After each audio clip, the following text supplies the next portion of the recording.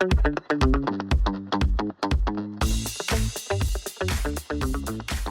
everyone, and welcome back to the Data Roll podcast. This is Stan speaking, and in today's episode, we're going to explore legal aspects of iGaming with respect to the Finnish market. My today's guest is Antti Koivula, legal advisor and Finnish iGaming market expert at Legal Gaming Attorneys at Law. Antti, welcome. Thanks for having me. It's great to be here. And if I may kindly ask you for a short introduction to our audience. As you already mentioned, I'm a Finnish iGaming lawyer. I've been working with iGaming law for the past 3 years. I'm solely working with iGaming law. Before switching to law, I actually used to be a professional sports bettor for 12 years, before which I used to do some data scouting and stuff like that for a few years. So I've been, on a different side, under those roles previously as well. So it's really my turf. I like it. I'm working for Legal Gaming Attorneys at Law, as you mentioned. We are a law firm based in Finland. Obviously, the Finnish iGaming law is our bread and butter. We are specialized on iGaming law, and currently we are not, we are purely concentrated on the iGaming law. We are not carrying out other tasks. I would say, well, that's more or less it. I've had the pleasure of working with, more or less all actors involved in the iGaming sector, B2C operators, B2B suppliers, entities involved in marketing and PSPs and so on. It's great. I love it. Perfect. So I'm confident that you're going to be the right person to answer my questions because I got quite a lot of them. And let's start with the beginning. So if I may kindly ask you to give us like a brief overview of where Finland is standing today. What is the current state of the iGaming market? Current stand of the iGaming market. As it happens, we still have a monopoly system in place. So the state-owned monopoly operator Veikkaus has exclusive rights for gambling activities in Finland. That's going to change though. 2 days ago, a draft law introducing a licensing system in Finland in a few years' time was published. And, it's been a few long days for me. I've been going over it, almost without a sleep since then. But anyway, that's the current situation. I would say that the legislative situation is a bit of a schizophrenic in the sense that, as mentioned, Veikkaus has formally and legally monopoly in Finland, but at the same time, the law doesn't prohibit foreign operators from offering their services in Finland, and neither does it prohibit Finnish customers from using their services. So in a sense, we have a monopoly, but in reality, the monopoly has, it hasn't existed for years, at least online. So it can't really be executed, yeah?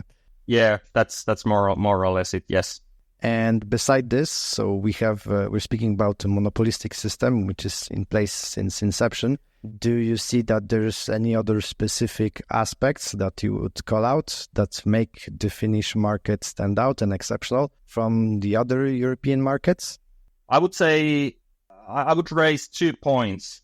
First of all, the average per capita gambling expenditure, it's among the highest ones in the world. Before COVID-19, we used to be in top 3 or top 4 position in the whole world. Since then, the average expenditure has dropped to a certain extent, and we are not in the top of the world anymore in expenditure, but it's still, on the highest end in Europe. And my second point regarding this is that Finland has physical gambling machines, basically in all everyday environments. And they are not hidden, they are next to the cashier or next to the entrance and really in visible spots. Let's say in grocery stores, in kiosks, in restaurants, and not only on those. Until if you go a few years back, there used to be physical slot machines, even in elderly home cafeterias, in swimming halls, even in hospital cafeterias, basically anywhere you can imagine. And that's really, I'm not aware that this kind of gambling culture, would exist anywhere else in the world. I was already surprised learning that you had those slot machines in the supermarkets. Yeah, and as mentioned, they are not hidden like in some other countries, but they are located, straight next to the cashier where anyone can see them. And, they've been, I would say that the physical slot machines are, one of the main reasons why Finns gamble so much nowadays, and also why there has been so much underage gambling in Finland. Nowadays, the situation has has improved somewhat, but it's still not that.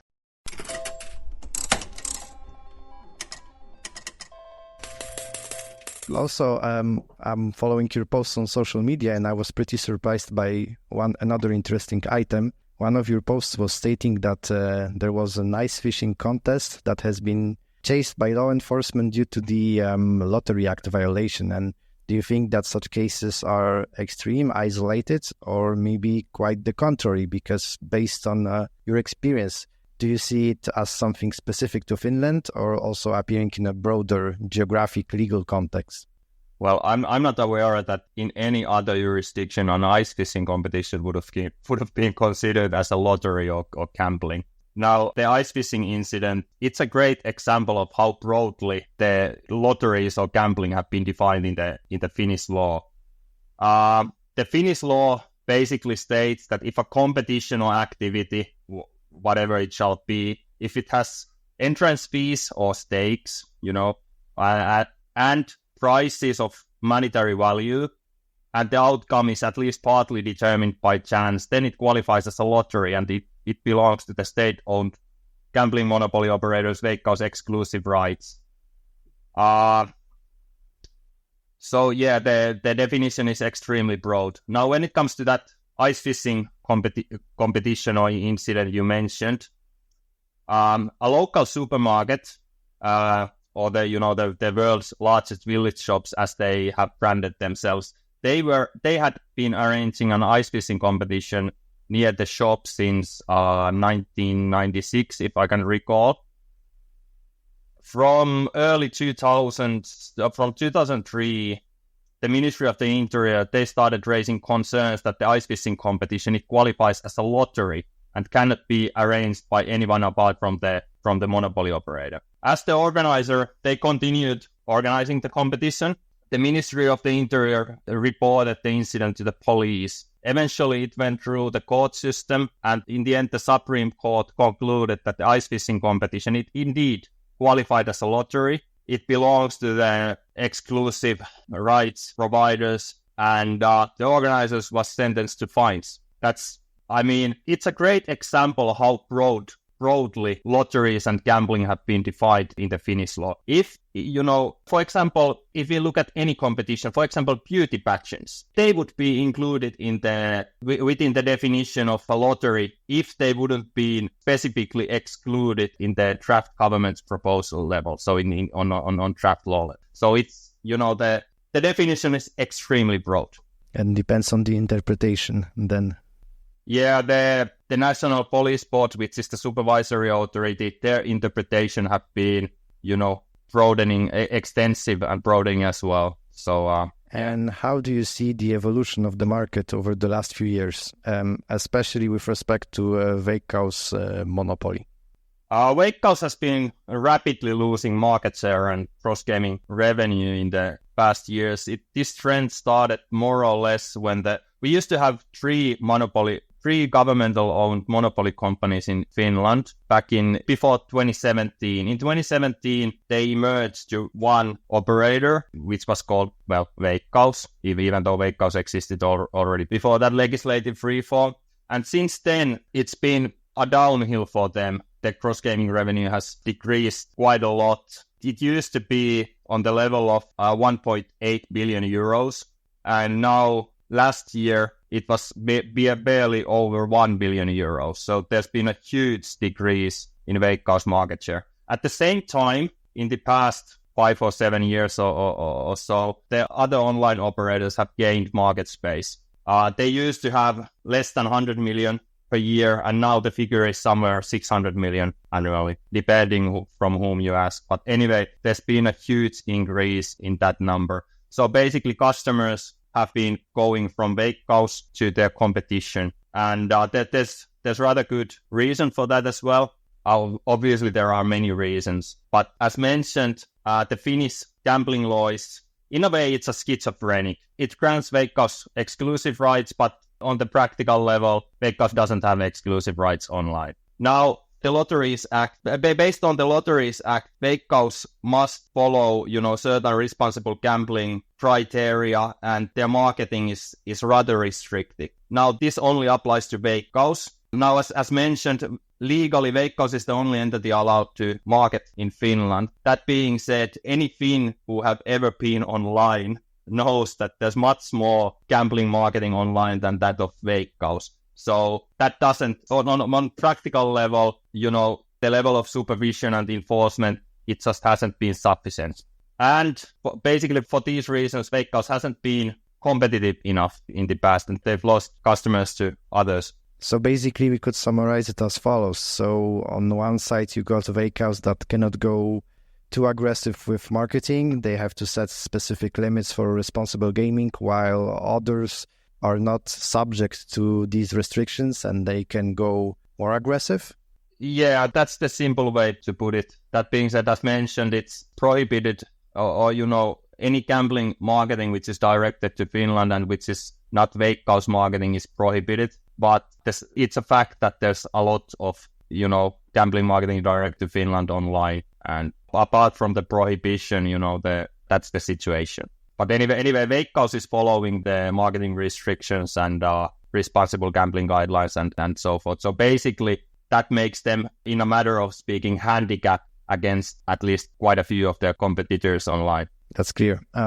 I have also read that over the last few years, especially after the pandemic, the number of slot machines nearly halved in Finland. And do you see that this reduction in the number of machines has caused a significant decrease in the gambling exposure of the population?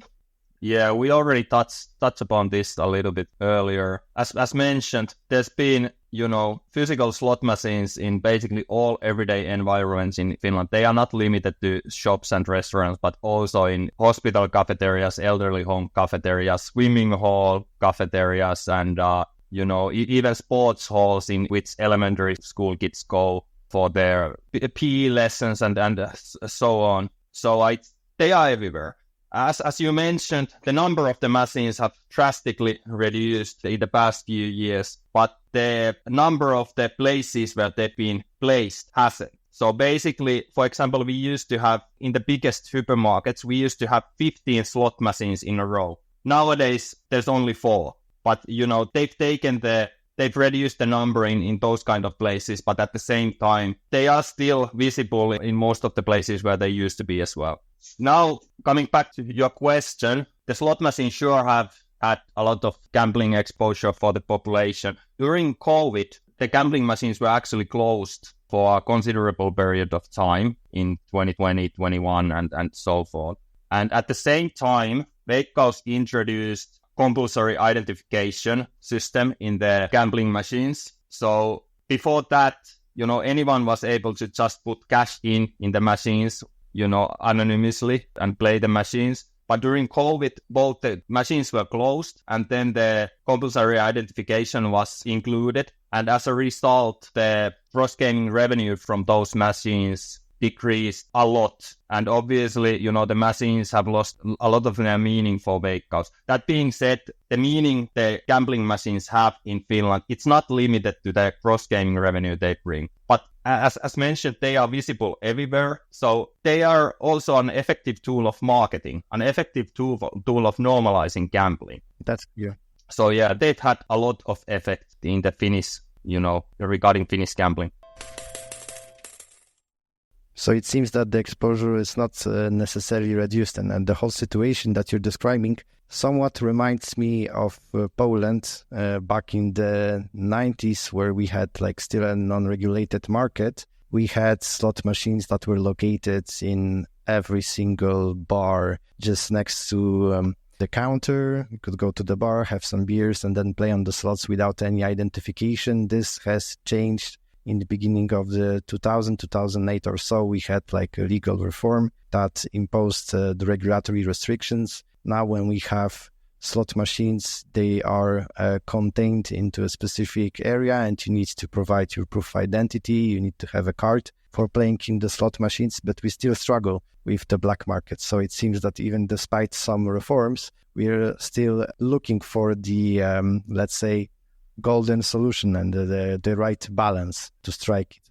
Yeah, when it comes to slot machines, I used to play slot machines the first time I was, 8 years old or something. That used to be more or less normal in Finland. There was the age limit of 15 back in the days, but it wasn't supervised. And even even more recently, they made, what's the term, hidden buys for those, or, test buys, test plays for the gambling machines. They used to do that. And age supervision used to fail 90% of the time. So basically it was successful only 10% of the time. That's really awful. I mean, underage gambling, that's something that should be taken seriously, but it wasn't until the more recent days. As mentioned, nowadays there's the compulsory identification.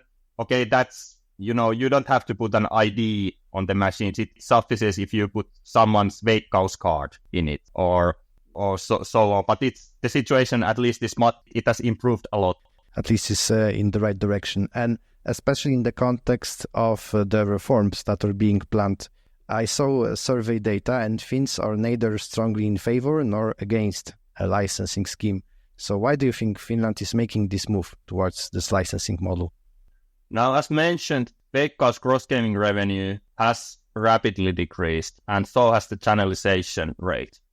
This fact forced the decision makers to understand that change will be unavoidable. Now, the only wise decision was to start the reform as soon as possible, as otherwise there would not be much to salvage in regards of Veikkaus and their cross-gaming revenue and value for the state. Okay, now I personally consider that the change should have begun already 10 to 15 years ago, but it's better late than never, and better now than in 5 years' time or definitely. Also. And do you have an idea how will the new licensing system work, and what are the key elements that will be implemented? The draft law was published 2 days ago, and I've spent most of my wake hours with it since then. There's still lots of pages to cover. It's 417 pages. But in overall, there's going to be B2C gambling licensing. The licensing process will start in 2026, but the operators will be allowed to function in the Finnish market only in the beginning of 27. Also, a B2B licensing system will be introduced. The B2B licensing will begin in the beginning of 27, and from the beginning of 28, the B2C licensors are obliged to use only licensed B2B suppliers. Tax rate is set to 22%. There is marketing restrictions, and as in all jurisdictions, I would say I have some certain concerns regarding this. For example, bonuses prohibited altogether. Affiliate marketing it depends on the interpretation. My interpretation of the draft law at this point is that affiliate marketing will be banned as well. There certainly will be, or might be, possibilities to circumvent the regulation, and it's a bit open to interpretation. Obviously, the law doesn't touch upon affiliate marketing per se. It just prohibits all third-party marketing activities. Now, enforcement will be enhanced. That's great, though I must say I was expecting even more. Cooling off, that's been under a lot of discussion. There won't be a cooling off period. But that being said, past infringements will lead rejection of license application. So, anyone having hard time with the Finnish authorities right now might be rejected a license. Obviously, that there are certain requirements regarding this, more specific ones. But that was, something I really liked. There was a lot of things I would have changed or amended, at least to a certain extent. But there were a lot of, positives included as well. And how do you think that these changes will impact existing market players, especially Veikkaus? Do you think that there's really a chance that the channelization will increase and that we will reach, let's say, ambitiously 90%? We must remember that, only the first draft law has been published. It will be amended. It's not the final version of the law. In fact, it opened the public hearing process, which will last until August 18th. And after the hearing process has ended, they will modify the draft law before it will be submitted to the European Commission. Also, it's possible that minor changes will be made during the parliamentary process, which is due to start in 25.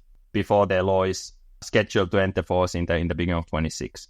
So I must underline and emphasize that this is not the final version of the law. That being said, when it comes to the current form of the draft law, I really have certain concerns, especially regarding the prohibition of bonuses and affiliate, at least traditional affiliate marketing. And yeah, if you consider, for example, affiliate marketing, it's highly important for great majority of online operators. It forms the basis for customer acquisition. And the bonuses are extremely important, or at least important in this regard as well. If all this is taken away, or at least, severely restricted, then what's left? Percentage-wise, at least, not that much. Now, it will be for sure that if changes won't be made to the draft law, there will be great pressure on the remaining marketing methods. TV, radio, newspapers, and so on. All of them will be flooded with gambling ads during the first few years. Interestingly, during the preparatory phase of this reform, this was exactly what the MPs, civil servants, and basically more or less all interest groups expressed that must be avoided. So no one really wanted this situation that, those marketing channels which will be allowed will be flooded with gambling marketing. But now they are proposing a ban of affiliates and bonuses, which will automatically more or less drive operators to those channels which will be, allowed. So that's rather absurd. I'm really hoping that many, and I'm strongly suggesting to anyone involved in the Finnish gambling market to provide their statements before August 18th. Anyone can provide their statements in the benefit of the gambling reform process. And the more there will be statements underlining and providing facts why this or some other feature might be problematic, or if there's legal issues or so forth, the better the chances that it will be amended during the process.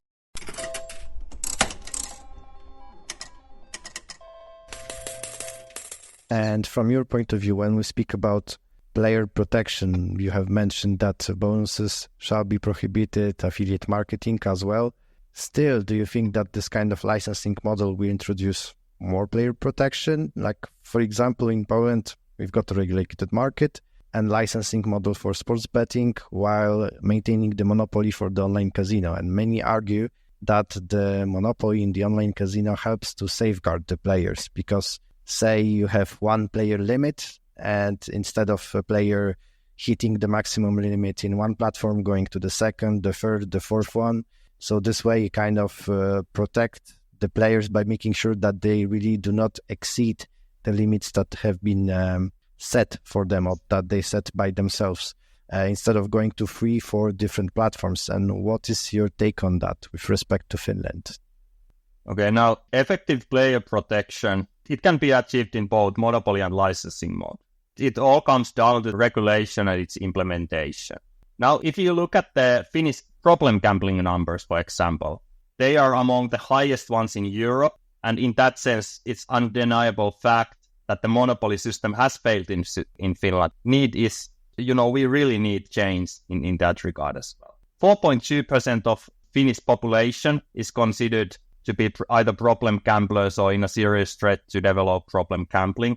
50% of all cross-gaming revenue comes from 2.2% of players. So it's coming from the same few players.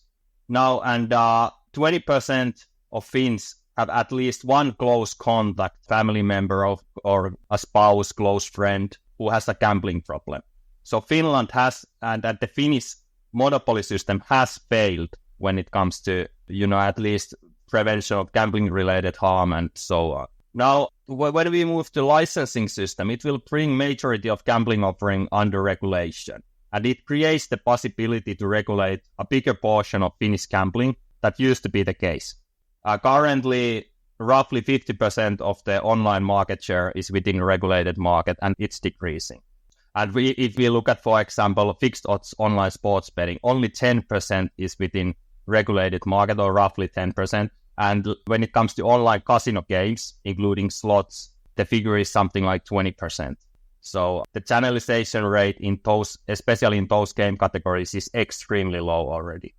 Now, bringing more gambling under the regulation, it creates a good starting point for gambling harm prevention or effective player protection. However, the law and the way it will be implemented, it will naturally play a crucial role.